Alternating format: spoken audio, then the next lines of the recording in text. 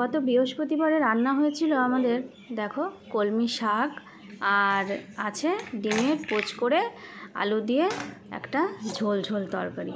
তো এই ডিমের পোচ করে খাওয়ার ব্যাপারটা তার পাপার পছন্দ। তো মানে পছন্দ বলতে ও সেরকম খায় না, কিন্তু আজকে বললো ডিমের পোচ করো, পোচ করে ঝোলটা করো। তো সেই জন্য একবার একটা মানুষ খেতে চেয়েছে, তো আমার তো কর্তব্য সেরকমভাবেই রান্নাটা করা, তাই না? তো আমি সেভাবেই রান্নাটা করেছি আর তোমাদেরকে সেটাই শেয়ার করলাম। ভাবলাম হয়তো ঠিকঠাক করে ব্লগ আমি তোমাদেরকে দিয়ে যেতে পারবো। তো বন্ধুরা চলো আজকের ভিডিও দেখতে থাকো। কেমন আছো তোমরা? নিশ্চয়ই খুব ভালো আছো, আর আমরাও খুব খুব খুব ভালো আছি তোমাদের আশীর্বাদে। আর আবার একটা নতুন ব্লগ নিয়ে চলে আসলাম। এখানে শ্রীতার পাপা আর শ্রীতা আছে, টিভি দেখছে। তো সেই দিনকারই ঘটনা। এর পরবর্তীতে কিন্তু আমি আর কোনো ব্লগ বানাতে পারিনি, তার কারণ সেটাও তোমাদেরকে আমি বলছি। তো এখন প্রত্যেক দিন রুটিনে আমাদের শাকের ব্যবস্থাটা হয়েছে। তোমরা তো দেখতেও পেলে যে যেটা বললাম, যে আগে যেটা দেখালাম তোমাদেরকে, আমি রান্না কী করেছি, শাক করেছি আর করেছি, মানে ওই তরকারিটা করেছি। তো শাকটা কেন হচ্ছে? কারণ আমার জন্য হচ্ছে। আর এখানে দেখতে পাচ্ছ আমি বেদানা ছাড়াচ্ছি, এরও কারণ হচ্ছে, সেটাও হচ্ছে আমার জন্য হচ্ছে। তো আমাকে তোমরা দেখলেই বুঝতে পারবে যে আমার চেহারাটা ঠিক কীরকম হয়ে গেছে, আর আমার শরীরটা খুব একটা ভালো চলছে না। তো সেই জন্য আমরা গেছিলাম একটু হেলথের ডাক্তার দেখাতে। তো ওখানে ডাক্তার আসবে বলেছিল। তো যাই হোক, ডাক্তার তো আসেনি, কিন্তু আমাকে দেখে, আর আমি আয়রন ট্যাবলেট খেতে পারি না। তোমাদেরকে এই কথাটা আমি এর আগেও শেয়ার করবো ভেবেছি, কিন্তু করা হয়নি। তো আমি আয়রন ট্যাবলেট, ক্যালসিয়াম ট্যাবলেট এগুলো না এই সময় খেতে পারি না, তো আমার শ্যুট করে না শরীরে। তো তার জন্য আমি অনেক দিন খাওয়ার চেষ্টা করেছিলাম, করেও মানে আমার শ্যুট করছে না, মানে আমি খেতে পাচ্ছি না আর কি, খুবই শরীর খারাপ করে। তো সেই জন্য তো কী করা যায়, তো এখন বন্ধ রেখেছি। ডাক্তার দেখানোর পরে ডাক্তার যেটা সাজেস্ট করবে সেটাই হবে। তো আয়রন ক্যালসিয়াম যেহেতু আমি খেতে পারি না, আর তোমরা তো জানোই এখন যে আমাদের নতুন সদস্য তো আস্তে আস্তে বড় হচ্ছে, তো ওরও তো মানে পর্যাপ্ত যা শরীর থেকে নেওয়া সেটা নিয়ে নিচ্ছে, মানে রক্ত যা কিছু লাগছে, খাদ্যরস সবই তো মানে আমার কাছ থেকেই যাচ্ছে ওর মধ্যে। তো আমি কি বলবো, মানে এই সময় আমরা সিনেমা দেখছিলাম, আর সেই সময় আর কি বেদানা ছাড়িয়ে সবাই মিলে বসেই খাচ্ছিলাম, আমি একা না, ওরাও খাবে। তো যাই হোক, যেটা বলছিলাম যে এখন ধরো তার জন্য মানে আমাকে সুস্থ থাকতে হবে। আর সবথেকে বড় কথা, ও তো আমার শরীর থেকে নিয়ে নিচ্ছে, কিন্তু আমি তো আমার নিজের একটু রক্ত স্বল্পতা হয়ে যাচ্ছে তার ফলে। আর এখানে আমি যেটা হলো হেলথে গিয়েছিলাম, তো সেখানে যে যখন আমাকে দেখে আমার কথা শুনে আমি ওগুলো খেতে পাচ্ছি না, তখনই আর কি আমাকে আবার টেস্ট করে দেখে যে আমার আসলে হিমোগ্লোবিন অনেকটা কমে গেছে। যেখানে 12 থাকা মিনিমাম দরকার, সেখানে আমার 9.3 চলে এসেছে। তো তার মানে বুঝতে পারছো, এমনকি আমার জিপ টিপগুলোও নাকি সাদা হয়ে গেছে, আমাকে দেখতেও কেমন, আর তার মানে কেমন ফ্যাকসা হয়ে গেছি আমি। তো এখানে দেখো শ্রীতা ঘুমোচ্ছে, আর এই ব্যাপারে আমি তোমাদেরকে পরে বলছি কেন ঘুমোচ্ছে, কী বৃত্তান্ত। তো তার আগে আমার ব্যাপারটাই আমি তোমাদেরকে শেয়ার করে নিই। তো এই হলো ব্যাপার, যে হিমোগ্লোবিন কমে গেছে, সেটা তো কখনোই সম্ভব না, মানে আমাকে নিয়ে ওদের টানাপোড়েন হয়ে যাবে এমন অবস্থা। তো রক্তটা তো আমাকে মানে শরীরে বাড়াতেই হবে, আর হিমোগ্লোবিনের মাত্রা কম থাকলে তো রক্ত উৎপন্ন হবে না, তাই না? তো সেই জন্য যথাসম্ভব চেষ্টা করা হচ্ছে ডাক্তার দেখানো অবধি। এর মধ্যে আবার হয়তো কল্যাণীতে যেতেই হবে, কারণ ডাক্তার দেখানোর দরকার, ওখানটায় যাওয়ার দরকার। এখন করিমপুরে আছি। আর তাছাড়া হেলথে যে ডাক্তার আসার কথা ছিল, সেটা তো বললো যে সেদিনকে তো আসেনি, কিন্তু তারপরে বলেছিল আসবে, তারপরে এখনও আসেনি। তো যাই হোক, এই অপেক্ষায় তো থাকলে হবে না, আমি যেহেতু কল্যাণী ডাক্তার দেখাই, তো সেখানে আমাকে যেতেই হবে। তো সেই জন্য যাব, কিন্তু তার মধ্যে তো নিজেকে সুস্থ রাখার দরকার। আর আমি মাঝে খুব অসুস্থ হয়ে গেছিলাম, তো সেই কারণের জন্য আমি হচ্ছে আর মানে কি বলবো, ব্লগ করতে পারিনি। আর আমার নিজের শরীরটাও ঠিকঠাক ছিল না, বাড়ির পরিস্থিতিটাও সেই জন্য ঠিকঠাক ছিল না, যেহেতু একটা আমাকে নিয়েও একটা চিন্তার বিষয়, বুঝতেই পারছো। আর কদিন ধরে মানে আমি যে রাতের ওষুধটা খাই, সেটাও ঠিক মানে সেটা শেষ হয়ে গেছিলো। তো ওই ওষুধটা তো সবসময় খেতে নেই, ডাক্তার বলেছিল ওই ওষুধ আস্তে আস্তে বন্ধ করে দিতে হবে। তো আমি ভাবলাম এবার শেষ হয়ে গেছে, তাহলে দেখি আবার ছাড়া যায় নাকি। এরকম করে আমি এবার দিয়ে 3 বার ছাড়ার চেষ্টা করলাম, কিন্তু 2-4 দিনের মাথার পরেই মানে আমি এমনটাই হয়ে যাই, এতটাই শরীর দুর্বল হয়ে যায়, তাতে করে আমার আর সেই ওষুধটাও ছাড়া হয়ে ওঠে না। তো এবারও তাই হলো, তার ফলে আমি আরও অসুস্থ হয়ে গেছিলাম, তাতে রক্ত কম। আর এভাবেই আর কি মানে আমি বেশি আর কি অসুস্থ হয়ে পড়ার জন্য আমি তোমাদেরকে ব্লগ ঠিকঠাক দিতে পারিনি। তো এখন এখন দেখো তোমাদেরকে একটু ছাদটা ঘুরিয়ে দেখালাম, নিচটা ঘুরিয়ে দেখালাম, আজকের ওয়েদারটা কীরকম সেটা তোমাদেরকে দেখিয়ে দিলাম। আর এখানে শশা কেটেছি। আজকের মেনু মানে আজ হলো শনিবার, তো শনিবারের মেনু হচ্ছে পনির হচ্ছে আর লাল শাক হবে। তো পনিরগুলো আমি তেলের উপরে দিয়ে দিয়েছি, আর এরপরে এগুলোকে তুলে আমি নুন জলে, গরম একটু নুন জলে আর কি ভিজিয়ে দেবো।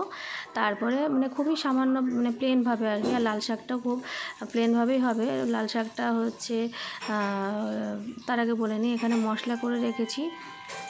মশলার মধ্যে ওখানে আছে তোমার শুকনো লঙ্কা আর গোটা জিরে আর আদা, তো এটাকেই পেস্ট করে রেখে দিয়েছে, তো ওটা যেটা পাপা করে দিয়েছে। আর এখানে আমি হচ্ছে লাল শাকটা করব শুকনো লঙ্কা আর মাত্র 5 ফোড়ন দিয়ে করব আজকে, যেহেতু শনিবার পুরোপুরি নিরামিষ। তো এগুলাই হবে। আর শশা কেটেছি দেখতে পেলে। তো এটাই আজকের মানে মেনু, আজকে দুপুরবেলায় মানে মেনু আর কি। এটা সকালবেলা থেকে উঠতে অনেক দেরি হয়ে গেছে, কারণ সারা রাত ঘুম হয়নি। আমার তো মাঝে মাঝে এই প্রবলেমটা হয়, আগে বেশি হতো, এখন একটু কম হয়। তো যাই হোক, আস্তে আস্তে হয়তো ঠিক হয়ে যাবে, জানি না কি। এখন আমার গলার কণ্ঠস্বর শুনতে পাচ্ছ, তো ভয়েস দিচ্ছি, তো তাতে করে বুঝতে পারছো একটু গলাটাও একটু ক্লান্ত। তো যাই হোক, এখন ভাত কিন্তু করে নামিয়ে নিয়েছি, এখন এগুলো পর্ব হচ্ছে। আর হ্যাঁ, তোমাদের সাথে একটু গল্প করবো বলে তোমাদেরকে ওই ক্লিপিংগুলো দিলাম, দিয়ে আমি একটু কিছুটা সময় পেয়ে গেলাম যাতে গল্প করা যায়। তার সাথে সাথে রান্নাগুলো দেখো, আমি এখানে রান্নাগুলো খুব প্লেনভাবে করবো। আলুটা ওই যে গোটা জিরে তেজপাতা ফোড়ন দিয়ে একটু নুন হলুদ দিয়ে ভেজে নেবো। ভেজে নেওয়ার পরে মশলাগুলো দিয়ে কষিয়ে একটু চিনিও ফেলে দেবো। তারপরে কষিয়ে জল দিয়ে ফুটে গেলে তো পনিরগুলো দিয়ে দেবো। তারপরে গরম মশলা একটু দুধ দিয়ে একটু ফুটলে নামিয়ে নেবো। বুঝতে পেরেছো? তো এই হচ্ছে আমার পনির তরকারির রেসিপি। তো তোমাদেরকে বলে দিলাম। আর একটুখানি কথা আমি বলবো তোমাদেরকে, যেটা হলো যে একটা গর্ভবতী মায়েদের যদি আয়রন আর ক্যালসিয়াম ট্যাবলেট না খায়, তাহলে সেক্ষেত্রে কি প্রবলেম হতে পারে বুঝতে পারছো তো? কী সমস্যার মুখোমুখি হতে পারে? ঠিক আমার মতো সমস্যার মুখোমুখি হতে পারে। যেমন হচ্ছে যে রক্ত স্বল্পতাটা হয়ে গেল আমার শরীরে, মানে এখন হিমোগ্লোবিন যদি কম হয় শরীরে, হিমোগ্লোবিনের মাত্রা যদি কম থাকে, তাহলে তো অবশ্যই রক্ত স্বল্পতা হয়ে যাবে, তাই না? তো এটা কিন্তু ভীষণভাবে একটা মায়ের জন্য ভীষণভাবে রিস্কি ব্যাপার। তো আমাদের এই মুহূর্তে এখন ঠিকঠাক সব কিছু খাবার গ্রহণ করে সেই শরীরটাকে ঠিক করে মানে কী বলবো, শরীরকে প্রস্তুত রাখার দরকার, যাতে সামনের দিনে যে ধকলটা আসতে চলেছে, মানে আমাদের নতুন সদস্য বা আমি দুজনা দুভাগে যখন হয়ে যাব, পৃথিবীর আলো যখন নতুন সদস্য দেখবে, তো তখন তো আমাদের মানে বুঝতেই পারছো কতটা আমাদের শরীরে আর কি রক্তের ঘাটতি চলে আসতে পারে। তো সেই তখন আর কি রক্ত স্বল্পতাটা খুব পরিমাণে ক্ষতিকারক হতে পারে একটা মায়ের জন্য। মানে একটা মা পৃথিবীতে নাও থাকতে পারে, তাই না? তো সেইটার জন্য মানে এইসব বিকল্প ব্যবস্থা, যে মানে ফলের রস খাওয়া বা কিছু, অনেকে বলেছে, অনেকে সাজেস্ট করেছে কুলেখাড়ার রসটাও খাওয়ার জন্য। তো যাই হোক, ওগুলো খেতে হবে।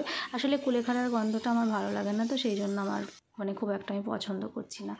তো সেটাও ভেবেছি যে খেতে হবে, এখন অগত্যা মধুসূদন যেটা বলা হয়, মানে উপায় নেই, সেই জন্য আর কি।